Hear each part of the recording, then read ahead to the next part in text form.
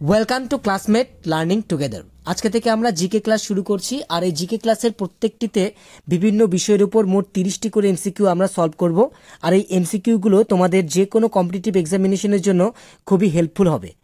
তো চলো শুরু করছি আজকে জিকের প্রথম ক্লাস। কোয়েশ্চেন নাম্বার 1, ভারতের জাতীয় সঙ্গীত প্রথম প্রকাশিত হয় কোন উপন্যাসে? কপালকুণ্ডলা, আনন্দমঠ, বর্তমান ভারত নাকি উপরের কোনোটি নয়? তো ভারতের জাতীয় সঙ্গীত প্রথম প্রকাশিত হয়েছিল আনন্দমঠ এই উপন্যাসে, তাহলে option B is the right answer. Question number 2, ভারতের উচ্চতম শৃঙ্গ হলো? তো এটা খুবই সহজ একটা প্রশ্ন। ভারতের উচ্চতম শৃঙ্গ হচ্ছে আমাদের অপশন সি, গডউইন অস্টিন। ঠিক আছে, এর অপর নাম হচ্ছে কেটু। চলে আসবো পরবর্তী কোয়েশ্চেনে।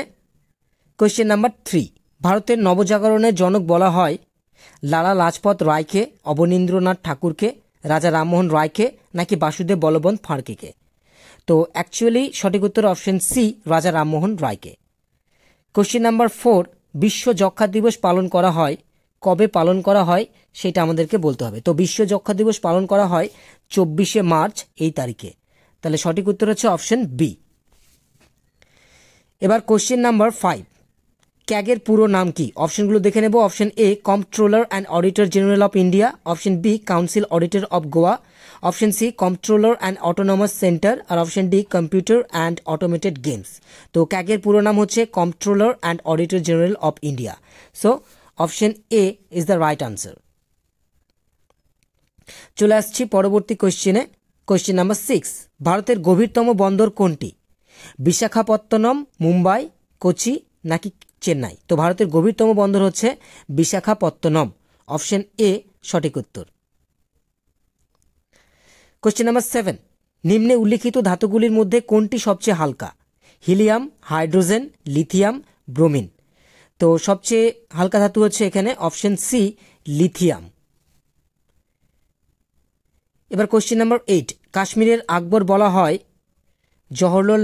জওহরলাল নেহেরুকে, বেগম আরফানাকে, জয়নাল আবেদিনকে নাকি অল বেরুনিকে? তো কাশ্মীরের আকবর বলা হয় জয়নাল আবেদিনকে। তো option C. Question number 9, slim disease রোগের অপর নাম কি? তো স্লিম ডিসিজ যে রোগটির অপর নাম সেটা হচ্ছে আমাদের অপশন সি, এইডস। ঠিক আছে, চলে আসবো পরবর্তী কোয়েশ্চেনে। Question number 10, the Canterbury Tales বইটির লেখক হলেন William Shakespeare, Geoffrey Chaucer, PB Shelley নাকি ক্রিস্টোফার মার্লো? তো দ্য ক্যান্টারবারি টেলস এই বইটির লেখক হচ্ছেন Geoffrey Chaucer. Option B is the right answer of the question. Question number 11, সবার উপর মানুষ সত্য তাহার উপর নাই উক্তিটি কার? রবীন্দ্রনাথ ঠাকুর, চণ্ডীদাস, ঈশ্বরচন্দ্র বিদ্যাসাগর নাকি মধুসূদন গুপ্ত? তো অ্যাকচুয়ালি এই উক্তিটি করেছেন কবি চণ্ডীদাস, তাহলে option B is the right answer. Question number 12, Supantha কোন সাহিত্যিকের ছদ্মনাম? নিখিল সরকার, ভবানী মজুমদার, সুবোধ ঘোষ নাকি কালীপ্রসন্ন সিংহ? তো সুপান্থ অ্যাকচুয়ালি সুবোধ ঘোষের সাহিত্যিক ছদ্মনাম, তাহলে option C is the right answer. Question number 13, নিম্নলিখিত জোড়গুলি থেকে নির্ভুল জোড়টি নির্বাচন করো। তো তোমরা অপশনগুলো একটু ভালো করে দেখে নাও। তো এখানে যে নির্ভুল জোড়টি রয়েছে সেটা হচ্ছে আমাদের option C, Rajshekhar Basu Gaddalika. Question number 13, তালিকোটার যুদ্ধ সংঘটিত হয়? খুবই সহজ একটা প্রশ্ন এবং তার সাথে এটা টিপিক্যাল এবং ইম্পর্টেন্ট কোয়েশ্চেনও বটে। তো এই প্রশ্নটির সঠিক উত্তর হচ্ছে আমাদের অপশন বি, 1565 সালে। কোয়েশ্চেন নাম্বার 15, খুররম উপাধি গ্রহণ করেন আকবর, শাহজাহান, ঔরঙ্গজেব নাকি বাবর? তো খুররম উপাধি গ্রহণ করেছিলেন মুঘল সম্রাট শাহজাহান, তাহলে option B is the right answer. Question number 16, the fall of a sparrow বইটির লেখক হলেন জাভেদ আখতার, বিক্রম শেঠ, সেলিম আলী নাকি দলাই লামা? তো the fall of a sparrow এই বইটির লেখক হচ্ছেন আমাদের option C, Salim Ali. Question number 17, নিম্নলিখিত জোড়গুলি থেকে ভুল জোড়টি নির্বাচন করো। অপশনগুলো তোমরা একটু ভালো করে দেখে নাও। তো এখানে জোড়গুলির মধ্যে যেটা ভুল সেটা হচ্ছে আমাদের অপশন সি, উড়িষ্যা আর কোনারক উৎসব। কোয়েশ্চেন নাম্বার 18, রাধাকান্ত নন্দী নিম্নলিখিত কোন বাদ্যযন্ত্রের সাথে সম্পর্কিত? তো রাধাকান্ত নন্দী যে বাদ্যযন্ত্রের সাথে সম্পর্কিত সেটা হচ্ছে আমাদের অপশন বি, তবলা। এবার কোয়েশ্চেন নাম্বার 19, অসহযোগ আন্দোলন সংঘটিত হয়, সহজ একটা প্রশ্ন, 1918 সালে, 1919 সালে, 1920 সালে নাকি 1921 সালে?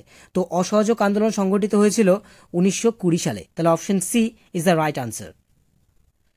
Question number 20। নিম্নলিখিত কোন স্থানটি কালো হীরের স্থান নামে পরিচিত? বর্ধমান, কার্শিয়াং, রানীগঞ্জ নাকি আসানসোল? তো কালো হীরের স্থান নামে পরিচিত আসানসোল। তাহলে অপশন ডি। Question number 21। নিম্নলিখিত যে স্থানটি পূর্ব ভারতের রোম নামে পরিচিত? পূর্ব ভারতের রোম, বেঙ্গালুরু, ম্যাঙ্গালোর, মাইসোর নাকি কুর্গ? তো পূর্ব ভারতের রোম নামে পরিচিত হচ্ছে Mangalore. Option B. Question number 22। Prayagraj কোন স্থানের পরিবর্তিত নাম? ফৈজাবাদ, মাইসোর, বেনারস নাকি এলাহাবাদ? তো প্রয়াগরাজ হচ্ছে আমাদের এলাহাবাদের পরিবর্তিত নাম। Option D.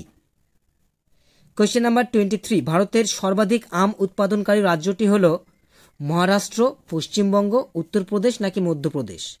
তো সর্বাধিক আম উৎপাদনকারী ভারতের রাজ্যটি হচ্ছে Uttar Pradesh. Option C. Question number 24। বিজ্ঞানের যে শাখায় চাঁদ সম্পর্কিত বিষয় নিয়ে আলোচনা করা হয় তাকে বলে সোসিওলজি, অ্যারোনমি, সেলেনোলজি নাকি লিমনোলজি? তো সঠিক উত্তর হচ্ছে option C, selenology. Question number 25। ভুট্টার বিজ্ঞানসম্মত নাম? Triticum aestivum, Cocos nucifera, Zea mays নাকি স্যাকারাম অফিসিনিয়াস? তো ভুট্টার বিজ্ঞানসম্মত নাম হচ্ছে Zea mays. Option C is the right answer. Question number 26। তামাক উৎপাদনে পৃথিবীতে প্রথম স্থান অধিকার করে মায়ানমার, চীন, বাংলাদেশ নাকি মালদ্বীপ? তো তামাক উৎপাদনে পৃথিবীতে প্রথম স্থান অধিকার করে চীন। Option B. Question number 27। ভাইরোলজির জনক বলা হয় কাকে? ভেইটারকে, স্টিফেন হেলসকে, ক্যারোলিনিয়াসকে নাকি স্ট্যানলিকে? তো ভাইরোলজি এর জনক বলা হয় স্ট্যানলিকে। Option D. Question number 28। দুধের আপেক্ষিক ঘনত্ব পরিমাপের জন্য যে যন্ত্রটি ব্যবহার করা হয়? ল্যাকটোস্কোপ, ল্যাকটোমিটার, লুসিমিটার নাকি ল্যানামিটার? খুবই সহজ একটা প্রশ্ন। এই প্রশ্নটির সঠিক উত্তর হচ্ছে option B, lactometer. Question number 29। সর্ববৃহৎ অন্তঃক্ষরা গ্রন্থি কোনটি? থাইরয়েড, পিনিয়াল বডি, যকৃৎ নাকি অক্সিনটিক গ্রন্থি? সঠিক উত্তর হচ্ছে আমাদের অপশন এ, থাইরয়েড। আজকের শেষ কোশ্চেন নাম্বার 30। ধুতুরা গাছ ও ফুলে নিম্নলিখিত কোন উপকারটি থাকে? Caffeine, স্ট্রিকান, ডাটোরিন, morphine? ধুতুরা গাছ ও ফুলে যে উপকারটি থাকে সেটা হচ্ছে আমাদের অপশন সি, ডাটোরিন। তো এর সাথে সাথে জিকের প্রথম ক্লাস আমাদের শেষ হলো। ভিডিওটি ভালো লাগলে অবশ্যই তোমরা লাইক করো, কমেন্ট করো, শেয়ার করো। আর এরকমই ভিডিও পাওয়ার জন্য তোমরা চ্যানেলটি অবশ্যই সাবস্ক্রাইব করো। And thanks for watching this video.